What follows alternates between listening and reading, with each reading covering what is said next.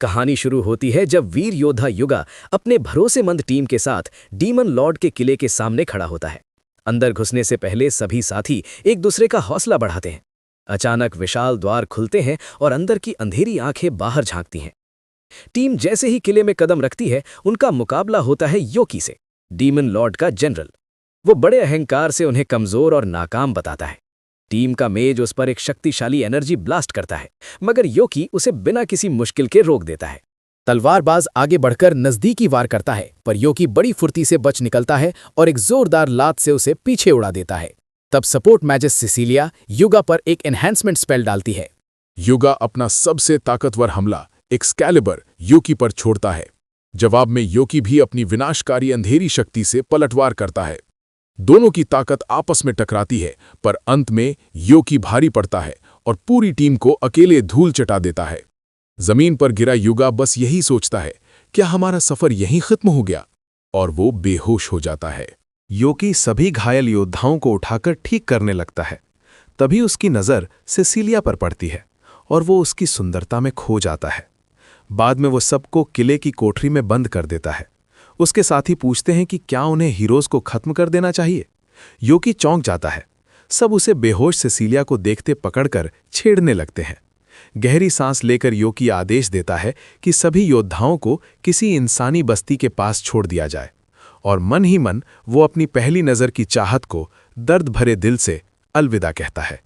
1 महीने बाद demon Lord ज़ाकियाल yolky को अपने रूम में बुलाता है। वो पूछता है कि हीरोज अब तक कितनी बार उसे चुनौती दे चुके हैं। योकी बताता है 13 बार। ज़ाकियाल हंसते हुए कहता है कि ये लोग कभी सबक नहीं लेते और पूछता है कि योकी ने अब तक उन्हें क्यों नहीं मारा। योकी जवाब देता है कि ये हीरोज उसका वक्त बर्बाद करने लायक भी नहीं है। इस पर ज़ाकियाल सुझाव देता है कि इस बार उसके सेवक ही हीरोज को खत्म कर दें। योकी भीतर से घबरा जाता है। उसे पता है कि उसके सेवक इन योद्धाओं के सामने टिक नहीं पाएंगे, और वो ये भी नहीं चाहता कि सिसिलिया को कोई नुकसान पहुंचे। इसलिए वो खुद ही उन्हें निपटाने का जिम्मा लेता है। ज़ाकियाल मुस्कुराते हुए मान लेता है। रूम से निकलते हुए योकी के मन में हीरोज की सलामती की चिंता घर कर जाती है। वो जानता है कि केवल वही उन्हें हरा सकता है, लेकिन ये योद्धा इतने बलशाली हैं कि खुद ज़ाकियाल को भी हरा सकते हैं, और ज़ाकियाल जल्द ही पूरी दुनिया पर कब्जा करने वाला है। योकी सोचने लगता है, अब आगे क्या? अगले दिन हीरोज फिर किले पर धावा बोलते हैं। योकी तलवारबाज और युगा को बड़ी आसानी से पीछे धकेल देता है। तभी असॉल्ट मैज मकाना एक शक्तिशाली मंत्र से पलटवार करती है, जो पहले हमले को रोक लेता है और तुरंत दूसरा हमला भी कर देती है, जो योकी को चकित कर देता है। फिर भी योकी वक्त रहते उसे भी संभाल लेता है। मकाना उसकी बिजली जैसी रफ्तार देखकर हक्की बक्की रह जाती है। इसी दौरान योकी देखता है कि सिसिलिया साथियों को ठीक कर रही है, और वो झेप जाता है। फिर जोर से हंसते हुए हीरोज का मजाक उड़ाता है। युगा हार मानने से इनकार करता है और एक प्रचंड एक्सकैलिबर हमला करता है, जिसे योकी बड़े आराम से झेल जाता है। युगा दृढ़ता से कहता है कि अगर उन्हें ज़ाकियाल को हराना है तो रुकने का कोई सवाल नहीं। ये सुनकर योकी अचानक सिसिलिया की ओर इशारा करते हुए कहता है कि अगर वे उसे यहीं छोड़ दें तो वे आगे बढ़ सकते हैं। युगा फौरन इनकार कर देता है, लेकिन माकाना सुझाव देती है कि ये शर्त मान लेनी चाहिए। ये शक्तिशाली दुश्मन उन्हें कभी भी खत्म कर सकता है, इसलिए असली मकसद को प्राथमिकता दो। युगा अपनी साथी को पीछे छोड़ने से साफ मना करता है। तभी सिसिलिया खुद कहती है कि वो पीछे रहने को राजी है। टीम आगे बढ़ जाती है, ये वादा करके कि ज़ाकियाल को हराने के बाद वे अपनी प्रिस्टेस को वापस लेने आएंगे। सभी के जाने के बाद सिसिलिया योकी से पूछती है कि उसने उसे क्यों रोका। ये सोचकर कि वो अभी भी लड़ाई चाहता है, वो उस पर हमला करने की कोशिश करती है, पर योकी तुरंत हथियार डाल देता है और बातचीत का रास्ता अपनाता है। सिसिलिया पूछती है कि जब वो उसे मारने वाला है तो अपना नाम क्यों बता रहा है। योकी कहता है, अगर मारना होता तो पहले ही कर चुका होता। सिसिलिया शांत होकर पूछती है कि वो चाहता क्या है। योकी हिम्मत बटोरकर कहता है कि उसे पहली नज़र में ही उससे मोहब्बत हो गई थी और वो उसके साथ बाहर जाना चाहता है। सिसिलिया सुनकर हैरान रह जाती है। कुछ देर सोचने के बाद वो नम्रता से उसका प्रस्ताव ठुकरा देती है। इस इनकार से योकी अंदर से टूट जाता है और जीने की चाहत खो देता है। सिसिलिया सोचती है कि वो नाटक कर रहा था और फिर हमला करने की कोशिश करती है, पर यह देखकर रुक जाती है कि योकी खुद को बचा भी नहीं रहा। योकी उससे कहता है, हमला जारी रखो, मुझे खत्म कर दो, अब जीने का कोई मकसद नहीं बचा। सिसिलिया को यकीन नहीं होता। तब योकी बताता है कि वो पूरी जिंदगी जाक्याल के किले में कैदी रहा। उसे बस इंसानी बस्तियों को तबाह करने के लिए बाहर भेजा जाता था, जबकि वो कभी ये करना नहीं चाहता था। सिसिलिया को फिर भी भरोसा नहीं होता, कहती है कि सभी दानव बुरे होते हैं। योकी समझाता है कि भले ही उसका रूप दानव जैसा है, लेकिन वो असल में दूसरी दुनिया से पुनर्जन्म पाया एक इंसान है, एक इंसानी आत्मा दानव के जिस्म में कैद। सिसिलिया समझती है कि ऐसे इंसान के पास असाधारण ताकत होती है। वो पूछती है कि फिर उसने अकेले जाक्याल को क्यों नहीं हराया। योकी बताता है कि अगर वो जाक्याल को हरा दे तो खुद डीमन लॉर्ड बन जाएगा और तब उसे इंसानों पर जुल्म करने पर मजबूर किया जाएगा। बेबस महसूस करते हुए उसने तय कर लिया था कि बाकी जिंदगी दुख में अकेले काटेगा, लेकिन सिसिलिया से मिलने के बाद उसे एक उम्मीद मिली थी कि जीना सार्थक है। अब वो उम्मीद भी चली गई। तभी सिसिलिया कहती है कि उसे जिंदा रहना चाहिए और अपनी शक्ति को इंसानों की भलाई में लगाना चाहिए। उसके जीवन का एक और मकसद हो सकता है और वो उसे बाहरी दुनिया में एक नई शुरुआत दिलाने में मदद करने को तैयार है। कुछ दिनों बाद क्लैरियॉन्स राज्य में जाकियाल पर जीत का जश्न मनाया जाता है। राजा सभी हीरोज को बड़े सम्मान से बधाई देता है और 3 दिन के उत्सव का ऐलान करता है। शहर की सीमा के बाहर एक एकांत जगह से योकी ये सब देखता है। सेसिलिया अब इसी राज्य में रहती है।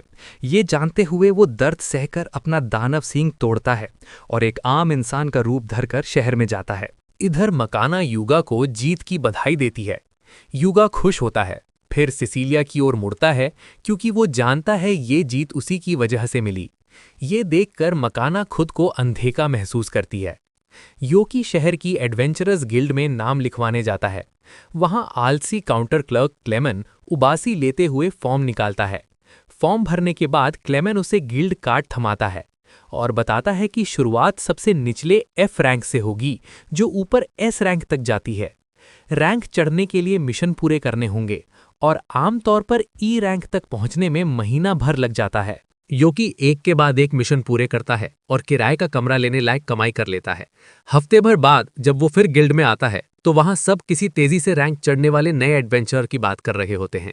योकी क्लेमेन से नए मिशन मांगता है, पर वो आज कोई कागजी काम नहीं करना चाहता और पास बैठी किसी महिला से बात करने को कह देता है। योकी मना कर देता है और कहता है कि क्लेमेन के साथ बैठना उसे ज्यादा पसंद है। क्लेमेन उसकी असली पहचान पूछता है, क्योंकि कोई सामान्य इंसान एक हफ्ते में F से D रैंक तक नहीं पहुंच सकता। योकी अनजान बनने की कोशिश करता है। क्लेमन झुंझलाकर कहता है कि वो उसे सजा नहीं दे सकता क्योंकि उसने कुछ गैरकानूनी नहीं किया। तभी एक हुड पहने लड़की अंदर आती है और क्लेमन से योकी के सभी मिशन रद्द करवाती है। योकी उसे पहचान लेता है, ये सिसिलिया है। क्लेमन भी चौंक जाता है कि हीरो टीम की प्रीस्टेस गिल्ड में क्यों आई है। सिसिलिया उसे चुप रहने का इशारा करती है। फिर वो योकी की ओर मुड़कर उसे निजी बात करने के लिए अपने घर का न्योता देती है। बग्घी में बैठते हुए योकी सोचता है, भला एक लड़की उसे अपने घर क्यों बुला रही है। जब वे सेसिलिया के घर पहुंचते हैं तो एक पहरेदार उसे देखकर शक करता है और भाला तानकर पूछता है कि वो सेसिलिया के साथ क्यों था। तभी सेसिलिया आती है और बताती है कि वो उसका दोस्त है। दूसरा पहरेदार पहले वाले को खींच ले जाता है। अंदर चाय पर सेसिलिया कहती है कि उसे पहले न ढूंढ पाने का अफसोस है। योगी को कोई शिकायत नहीं है। वो सोचता है कि इतने बड़े शहर में उसे कैसे ढूंढा। तब सिसिलिया बताती है कि वो शहर में चर्चा का विषय बन गया है क्योंकि इतने कम समय में D रैंक तक पहुंचना असाधारण है। इसीलिए वो चाहती है कि वो गिल्ड छोड़ दे। वो समझाती है कि जाकियाल की हार के बाद से दूसरे राज्यों ने सत्ता की होड़ में एक छाया युद्ध छेड़ दिया है। युगा को पहले ही ढेरों प्रस्ताव मिलने लगे हैं, धन, महिलाएं और हर तरह की शक्ति। योकी को युगा से कुछ जलन होती है, लेकिन वो समझता है कि ये राज्य उसे सिर्फ एक मोहरे की तरह इस्तेमाल करना चाहते हैं।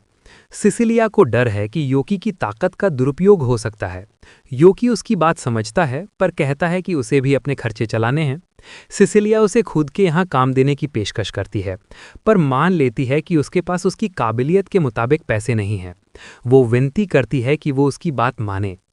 तभी योकी उसे सर उठाने को कहता है और बड़े आत्मविश्वास से कहता है, चाहे दुनिया की सबसे हसीन दौलत भी मिले, वो उसे नहीं मानेगा क्योंकि उसकी निगाहें तो बस सेसिलिया पर टिकी हैं। सेसिलिया हंस पड़ती है और योकी खुद अपनी बड़ी बड़ी बातों पर झेंप जाता है। थोड़ी देर में सेसिलिया की मां कमरे में आती हैं। वो योकी से पहरेदार की बदतमीजी के लिए माफी मांगती हैं और नौकरानी सोफिया को उसे सबक सिखाने भेजती हैं। फिर बताती हैं कि उनकी बेटी को कई शादी के प्रस्ताव आ रहे हैं। यहाँ तक कि खुद हीरो योगा ने भी दिल की बात कही थी, पर सेसिलिया ने उसे भी ठुकरा दिया था। योकी की घबराहट देखकर माँ समझ जाती हैं और पास बैठकर पूछती हैं, क्या वो उनकी बेटी से विवाह करना चाहता है? योकी सोचता है ये परीक्षा है, पर माँ साफ जवाब मांगती हैं। वो बताता है कि सेसिलिया पहले ही उसे एक बार ठुकरा चुकी है। वो अभी एडवेंचरर के रूप में एक मजबूत जिंदगी बनाने की कोशिश कर रहा है, ताकि भविष्य में दोबारा सेसिलिया के सामने जा सके। माँ पूछती हैं कि क्या वो उनका प्रस्ताव ठुकरा रहा है। योकी कहता है कि वो हमेशा सेसिलिया की भावनाओं का मान रखेगा। माँ उसके जवाब से खुश होती हैं और बताती हैं कि वो परीक्षा ले रही थी, क्योंकि वो बेटी की शादी किसी लालची या बेसब्र इंसान से नहीं करना चाहती। वो योकी को घर में स्वागत का दर्जा देती हैं और आगे आने की छूट देती हैं। आज के लिए बस इतना ही। मिलते हैं अगले पार्ट में।